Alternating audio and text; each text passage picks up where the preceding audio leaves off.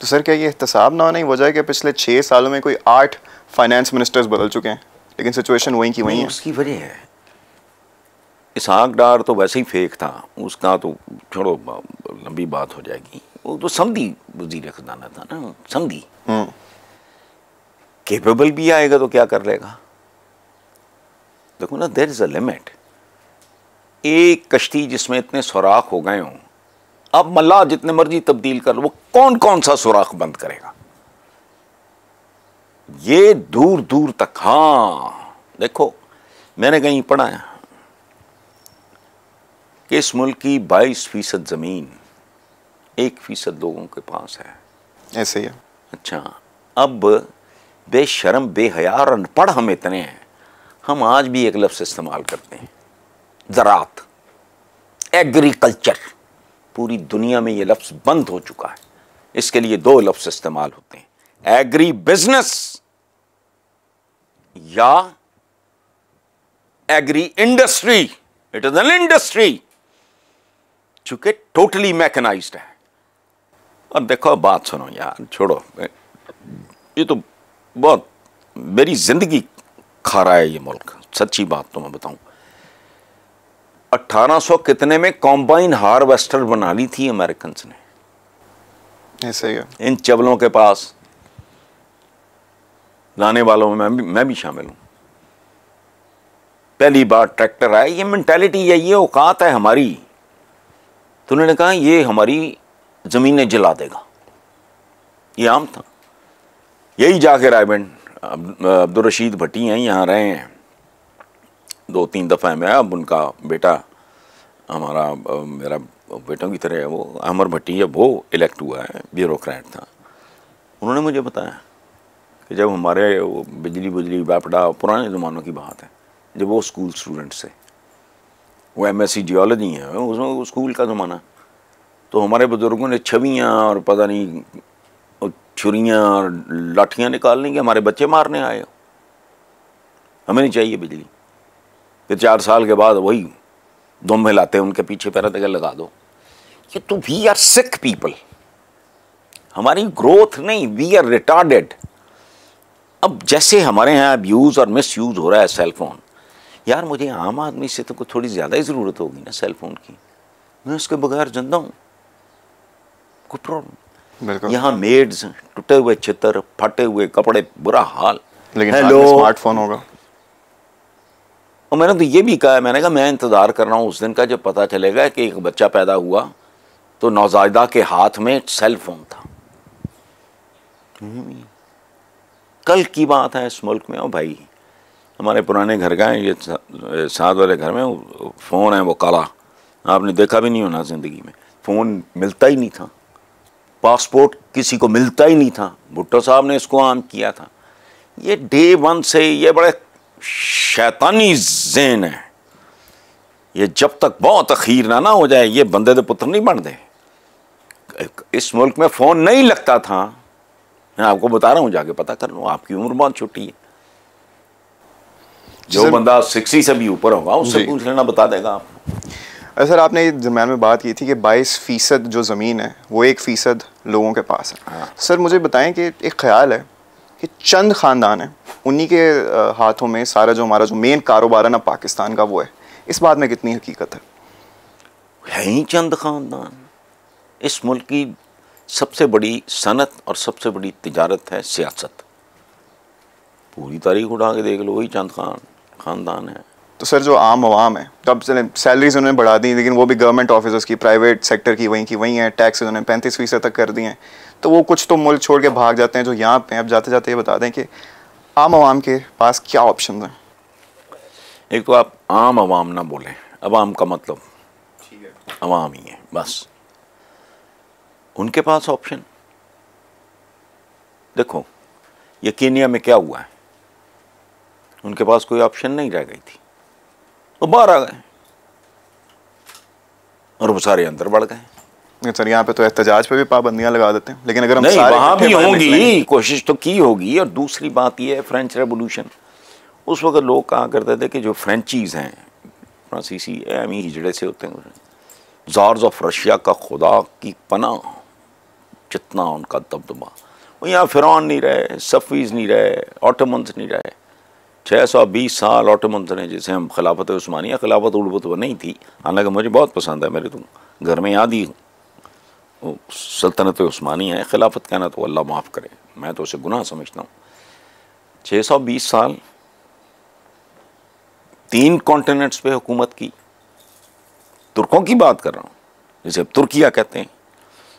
यहाँ ऑटोमन्स जो थे, सल्तनत उस्मानिया, वो मैं जब गया मैंने कहा कोई ख़ानदान का टूटा बजा फलाना। वो मुस्तफ़ा कमाल ने मुल्क से उठा के बाहर फेंक दिए, बाद में फिर पता नहीं कोई एक आध को इजाज़त मिली, उसका भी कोई नामो निशान नहीं, ख़त्म हो जाते हैं। तो रिवॉल्ट मतलब बाकी देखो, और एक और बात भी है, और वो महज़ब कौमों में होता है कि एहतजाज अगर डिसिप्लिन हो, मुनज़्ज़म हो, फलाना हो। मुहावरा है हमारा ही कि रोए बगैर तो माँ दूध नहीं देती, ऐसे। हाँ मुहावरा है। तो रो, घर के अंदर नहीं बाहर रो। तो do you think we are cowards कि हमसे वो इकट्ठे निकला नहीं जाता, बाहर निकलने से भी डरते हैं? मुझे नहीं पता निकला जाता है नहीं निकला जाता। मैं तो बर्रे सगीर का जो इंडियन इस्लाम है उसकी तारीख से वाकिफ़ हूँ। जामिया अज़हर के जो सरबराह थे उन्होंने कहा मैंने इतनी बड़ी बड़ी दाढ़ियाँ, ये यहूदी कहाँ से आ गया है, ये कैसे वज़ू कर रहे हैं? तो उनको कहा गया कि जी ये हिंदुस्तान से हैं। उन्होंने कहा अच्छा अच्छा अच्छा, ये इंडियन इस्लाम प्रैक्टिस करते हैं। ख़त्म, मामे हम बने हुए हैं। जमाल अब्दुल नासिर थे मिस्र के, एक बड़े दबंग सरबराह, उनका बड़ा मशहूर जुमला है कि ये हिंदुस्तान पाकिस्तान, ये इस खित्ते के मुसलमान को देख के लगता है इस्लाम इन पे नाज़िल हुआ था। अब हम इस्लाम के, अपनी किस्म के इस्लाम के ना, हम वो बहुत ही ज़्यादा को ठेकेदार हैं। सऊदी अरेबिया देखो किधर जा रहा है, उनकी डायरेक्शन देखो। कुरान पाक की विज़डम है, मोमिन की एक पहचान ये है कि वो जिस शहद में ज़िंदा होता है उसके साथ हम आहंग होता है। हमने ऊँटनियाँ, घोड़े, खच्चर छोड़ दिए, जहाज कारें पकड़ ली, बाकी मौत पड़ती है। जुल्म देखो, हम जैसे, मैं क्या कहूँ, लोग जुल्म देखो। ये दीनी इल्म है, ये दुनियावी इल्म है। अच्छा भाई, ये दुनिया जिसने बनाई है, जिसने दीन बनाया है, उसी ने ये दुनिया बनाई है। तो दीन और दुनिया में तो फ़र्क ही कोई नहीं है। ये सारे जो को चांद पे पहुंचा हुआ है, उनकी भी यही सोच होती।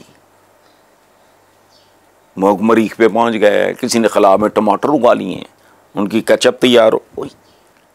ये दीनी और वो भाई इल्म है। जब ये फरमाया गया कि इल्म हासिल करो चाहे चीन जाना पड़े, तो आपने उधर क्या हदीस पढ़ने चीन जाना था? चीन में तो आज भी मुसलमान आटे में नमक के बराबर है। तो वी आर डिस्टॉर्टेड, हमारा कोई सर पैर हमें समझ नहीं आ रहा।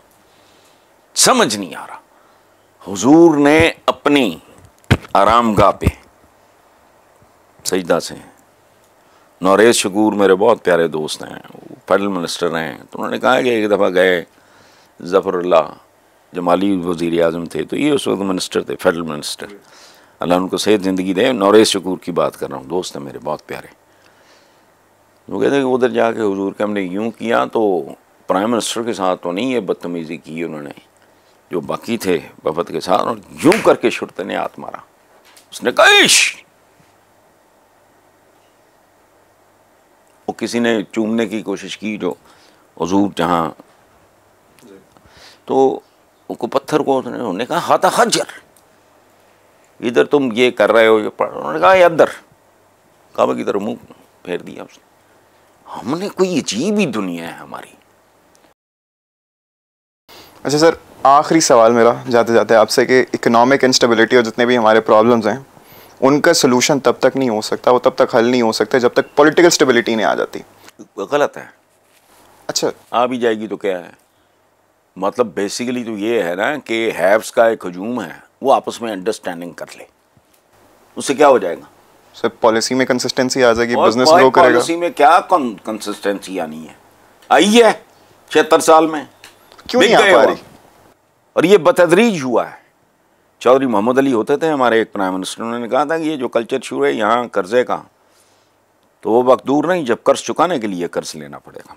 रियलिटी वही हो रहा है। हाँ, तो क्या है, ये नहीं होना। जब तक आप खुद, तो आप अभी कह के हटे हो, सारा आपने फैक्ट शीट तो आपने मेरे सामने रखी, फिर वही बात कर रहे हो, कैसे होगा? ये तो हर चौक से तेल निकला है, फिर भी नहीं होना। तो क्या हम खुद मुख्तार नहीं हो सकते? हाँ, जब तक याद रखना। और अभी उन्होंने कहा कि जी इकोनॉमी यूं, इकोनॉमी आपका ठीक क्या है, और सच्ची बात है, किसी को अच्छे लगे ना लगे, पाकिस्तान में सिवाय एक इदारे के कौन है जो अपने होने का हक अदा कर रहा है? और मैं नहीं कह रहा इंटरनेशनल रेटिंग में पाक फौज कहाँ आती है, बाकी आपकी अदलिया कहाँ आती है, बताओ? मैं सही है। आपकी ब्यूरोक्रेसी आती है, बताओ? आपकी जमहूरियत कहाँ आती है, बताओ? एक इदारा। और ये जो बूथे उठा के कहते हैं ना माशाल्लाह तो फलाना, बकवास हैं ये किसी जोगे होते कभी कोई आंख उठा के ना देखता। मेरा अयूब खान को तो मैंने देखा भी नहीं, मैं तो स्मॉल किड। वो जब देखता होगा इन गोगड़ों को, गाटे गोगड़े सूट तो शेरवानियाँ, वो कहता होगा ये मुल्क इन चवलों के मैं ये चलाएंगे। ह्यूमन था। मैं मोस्टली अच्छे लोग हैं, मैंने हमेशा कहा, बुरी से बुरी पॉलिटिकल पार्टी में भी अच्छे लोग, पढ़े लिखे लोग चंद हैं, और इसी तरह वाइस वर्सा। तो मेजॉरिटी ऑफ द पॉलिटिशियन जब, तो मैं कहता हूँ यार इनको क्या पता। मुझे एक बात बताओ चलते चलते, उसका जवाब दो। अगर ये इनको जो तरक्याती फंड मिलते हैं और जो इनके पर्क्स और प्रिविलेजेस हैं, इन्हें 22वें ग्रेड की तनख्वाह दे के कहो कानून साजी करो, ना तुम्हें नौकरियाँ मिलेंगी, बैन, क्योंकि ये लोगों को खरीदते हैं, ना नौकरियां मिलेंगी ना तरक्याती फंड मिलेंगे, इस मुल्क में टिकट लेने वाला ना मिले। ये कारोबार ही गंदगी और गलाजत का है। और मुसीबत आखिरी अलमिया जो इस मुल्क का हुआ, आमरीत आई, उसको जमहूरियत का दौरा पड़ा।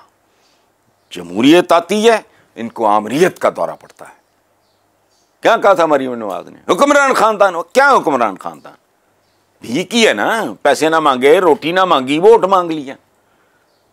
ये प्रॉब्लम है। ये यहां इस मुल्क में अगर दूध और बेसन भी खालिस नहीं है तो निजाम भी खालिस नहीं है। जो भी आता है डंडी मारता है। आमरीत आई होती ठोक के, मैं देखता 15-20 साल में ये मुल्क कैसे टेक ऑफ न, चबल।